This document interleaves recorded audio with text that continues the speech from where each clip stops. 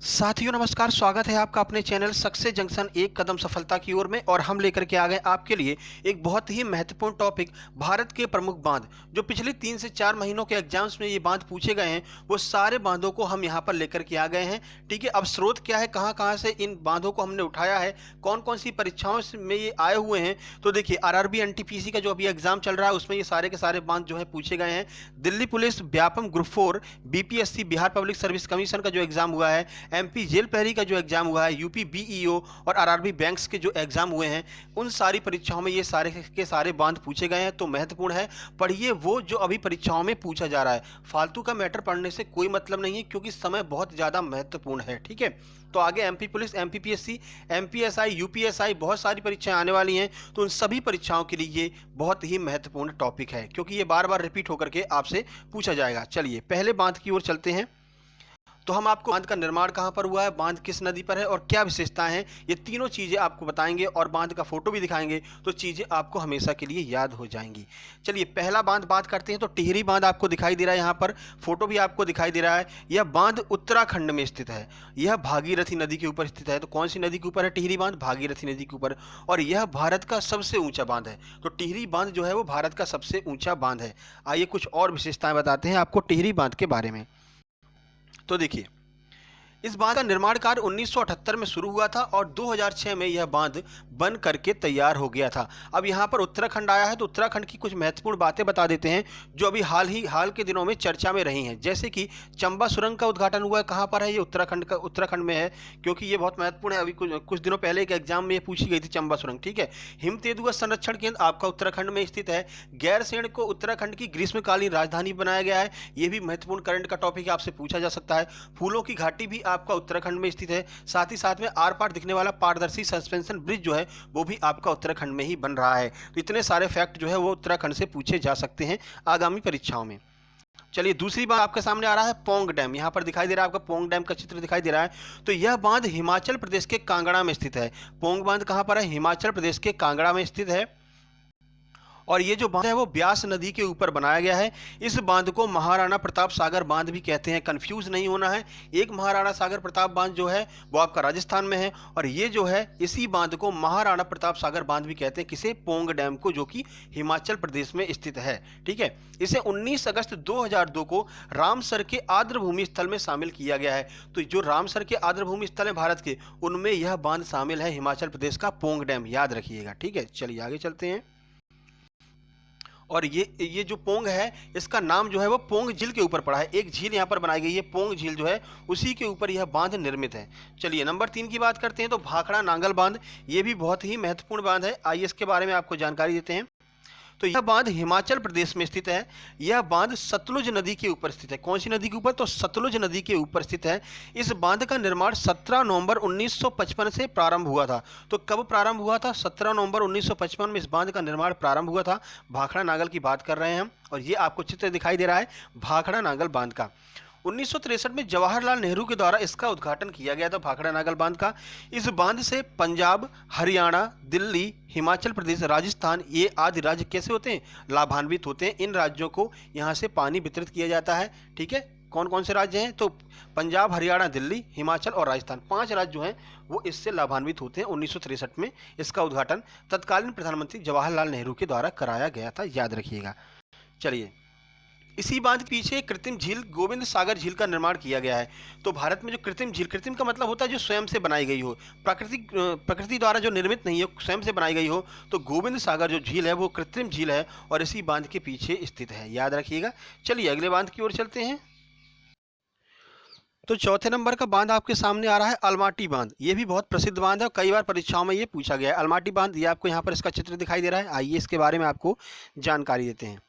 तो देखिए, अलमाटी बांध जो है वो कर्नाटक राज्य में स्थित है। यह बांध कृष्णा नदी के ऊपर बनाया गया है, याद रखिएगा, अलमाटी कृष्णा नदी के ऊपर बनाया गया है।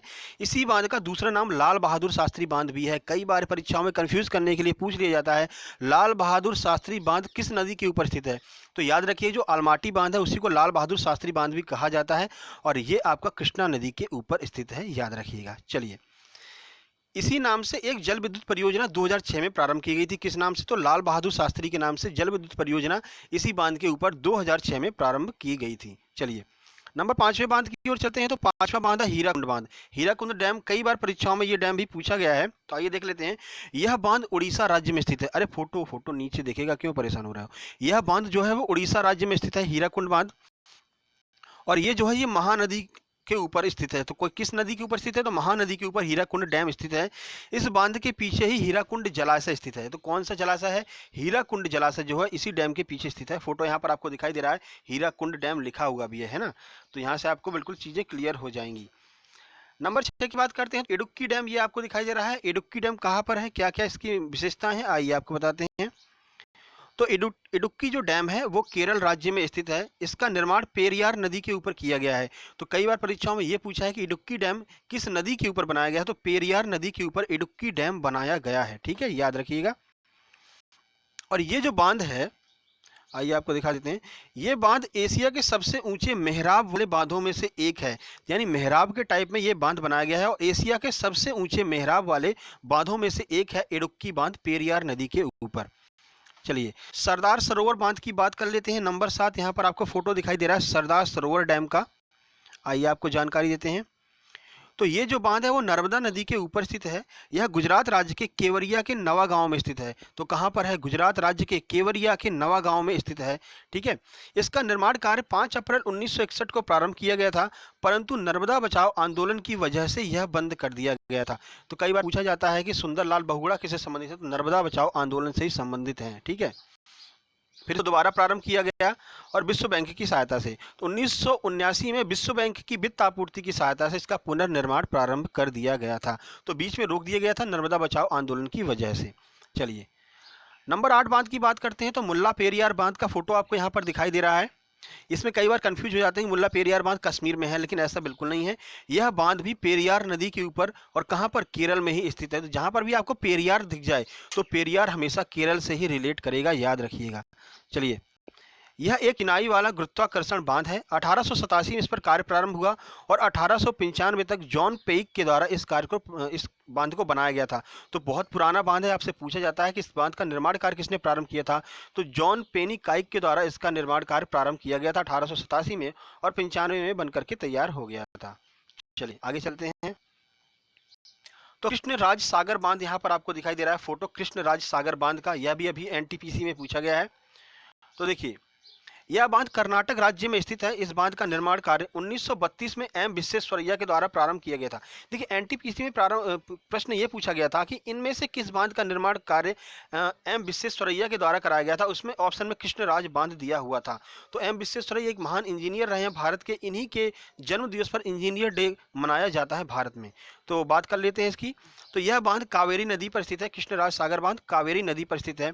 अब देखिए महत्वपूर्ण विशेषता क्या है, ये बांध बनने की वजह से क्या हुआ, कावेरी, हेमावती और लक्ष्मण, ये तीनों नदियां एक जगह पर आकर के मिलने लगी। किस पर, कृष्णराज सागर बांध पर, याद रखिएगा। चलिए प्रश्न नंबर 10 की ओर चलते हैं। तो यहाँ पर बात की जा रही है मेट्टूर डैम की। ये भी अभी पूछा गया है यूपीपीसीएस के एग्जाम में, मेट्टूर डैम पूछा जा चुका है। तो देखिए ये आपको मेट्टूर डैम का फोटो दिखाई दे रहा है। चलिए देखते हैं इसकी विशेषताएं। तो जो मेट्टूर डैम है यह बांध तमिलनाडु राज्य में स्थित है और कावेरी नदी के ऊपर स्थित है। याद रखिएगा मेट्टूर डैम जो है वो कावेरी नदी के ऊपर स्थित है। इसका निर्माण कार्य 1934 में किया गया। यहाँ से कावेरी नदी मैदान में उतरती है। ये मेट्टूर डैम है, यहाँ तक कावेरी नदी पहाड़ों पर बहती रहती है। मेट्टूर डैम के बाद में कावेरी नदी जो है मैदानों में प्रवेश कर जाती है। तो याद रखिएगा, आपसे पूछा जा सकता है किस डैम के बाद में कावेरी नदी मैदानों में उतर जाती है, तो इसका आंसर है मेट्टूर डैम। ठीक है, तमिलनाडु में स्थित है। इससे पहले हम महत्वपूर्ण मंदिरों वाली वीडियो बना चुके हैं। कल ही वो वीडियो हमने अपलोड की थी कि जो अभी पिछले 4-5 महीनों में परीक्षाओं में जो भी मंदिर पूछे गए हैं महत्वपूर्ण, उनकी वीडियो ऐसे ही फोटो के साथ में महत्वपूर्ण विशेषताओं के साथ में कल हमने अपलोड कर दी थी। अगर आपने वो वीडियो नहीं देखी हो तो जा करके देख सकते हैं। ठीक है, इसके बाद नंबर 11 की बात करते हैं। तो ओंकारेश्वर डैम, ओंकारेश्वर डैम की बात कर लेते हैं। महत्वपूर्ण है स्पेशली एमपी वालों के लिए। तो यह बांध मध्य प्रदेश के खंडवा के पास मानधाता में स्थित है। तो ओंकारेश्वर कहाँ पर है, तो मानधाता में स्थित है, मध्य प्रदेश के खंडवा जिले में। देखिए ये आपको डैम दिखाई दे रहा है ओंकारेश्वर डैम। देखिए इस बांध का निर्माण नर्मदा नदी के ऊपर किया गया है। तो ओंकारेश्वर डैम किस नदी के ऊपर बना है? नर्मदा नदी के ऊपर ओंकारेश्वर डैम बना हुआ है।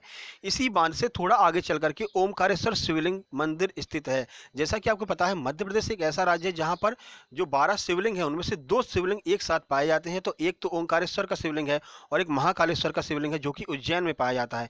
तो मध्य प्रदेश ही एक ऐसा राज्य है, यह भी प्रश्न पूछा जा चुका है कि एकमात्र ऐसा कौन सा राज्य है जिसमें 12 ज्योतिर्लिंगों में से 2 ज्योतिर्लिंग एक साथ पाए गए हैं। तो मध्य प्रदेश में ये 2 ज्योतिर्लिंग पाए गए हैं। ठीक है, तो ये कुछ विशेषता थी। चलिए बात करते हैं पांचेत बांध की। तो पंचेत डैम आपको यहाँ पर दिखाई दे रहा है, खूबसूरत यह डैम आपको दिखाई दे रहा है।